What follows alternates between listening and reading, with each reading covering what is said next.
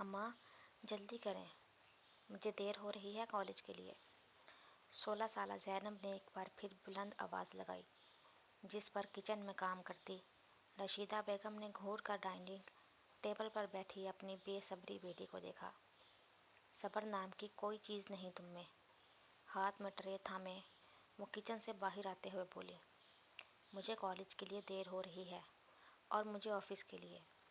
زینب کے برابر میں بیٹھا اردشیر فوراً بہن کا ساتھ دیتے ہوئے بولا، تم نے ہی بگاڑ رکھا ہے اسے۔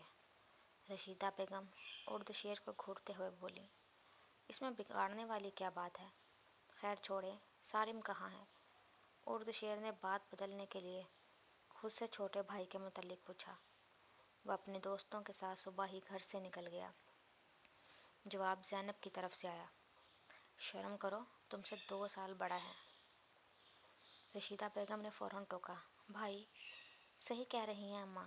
اردشیر نے بھی ماں کی تائید کی، جس پر زینب برا سا منہ بناتے ہوئے اپنا بیگ اٹھا کر کھڑی ہو گئی۔ میرا ناشتہ ہو گیا، اب چلیں، مجھے کالج کے لیے دیر ہو جائے گی۔ ہاں چلو۔ اردشیر بھی ہاتھ صاف کرتا اپنی جگہ سے اٹھا اور زینب کے ساتھ گھر سے باہر نکل گیا۔ رشیدہ بیگم نے نفی میں سر ہلاتے ہوئے انہیں جاتے دیکھا اور پھر ٹیبل پر موجود ناشتے کے جھوٹے برتن اٹھانے لگی۔ انہیں لاہور آئے 4 سال گزر چکے تھے۔ اس واقعے کے بعد سراج الدین گاؤں چھوڑ کر بیوی بچوں سمیت لاہور چلے آئے تھے، جہاں ان کی بہن اپنے شوہر اور بچوں کے ساتھ پہلے سے موجود تھی اور اب عنقریب زینب کی ساس کے عہدے پر بھی فائز ہونے والی تھی۔ کلاس لینے کے بعد وہ دونوں کوریڈور سے گزر رہتے ہوئے یونیورسٹی کے گراؤنڈ میں چلی آئی تھیں، جہاں اب بھی موسم ابرآلود ہو رہا تھا۔ لگتا ہے پھر بارش شروع ہو جائے گی، ہمیں اس سے پہلے ہاسٹل چلے جانا چاہیے۔ مبارہ آسمان کی طرف دیکھتے ہوئے بولی، ٹھیک کہہ رہی ہو، چلو چلتے ہیں، ویسے بھی اب کوئی کلاس نہیں۔ عارفہ نے کہتے ہوئے کلائی پر بندھی گھڑی میں وقت دیکھا، ساتھ ہی بیگ اٹھا کر کھڑی ہو گئی۔ اب ان دونوں کا رخ یونی کے گیٹ کی طرف تھا۔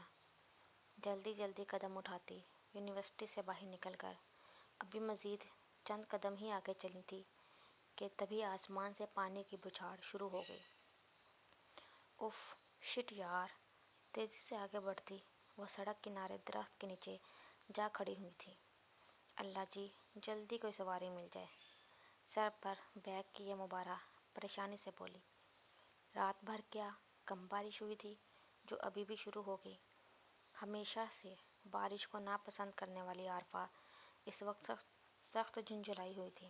دیکھو، وہ سامنے سے گاڑی آ رہی ہے۔ مبارہ نے اس کی توجہ دور سے آتی کار کی طرف کرائی، جو تیزی سے ان کی جانب بڑھ رہی تھی۔ عارفہ نے فوراً لفٹ کے لیے ہاتھ ہلایا، جس پر وہ سیاہ مرسڈیز سیدھا ان کے سامنے آ کر رکی تھی۔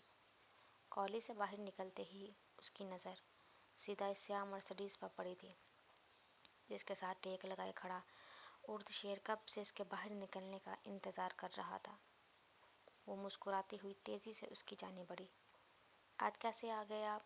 موسم کے تیور کچھ ٹھیک نہیں لگ رہے تھے، سوچا خود ہی تمہیں کالج سے پک کر لوں۔ زینب کے ہاتھ سے بیگ لیتے ہوئے ساتھ ہی اپنے آنے کی وجہ بتائی، یہ تو اچھا کیا آپ نے، چلو اب جلدی گاڑی میں بیٹھو، بارش شروع ہونے سے پہلے گھر پہنچنا ہے۔ زینب کو فرنٹ سیٹ پر بٹھا کر وہ دروازہ بند کرتا ہوا خود بھی ڈرائیونگ سیٹ پر آیا اور گاڑی سٹارٹ کر کے آگے بڑھا لے گیا۔ راستے میں ہی تیز بارش شروع ہو چکی تھی۔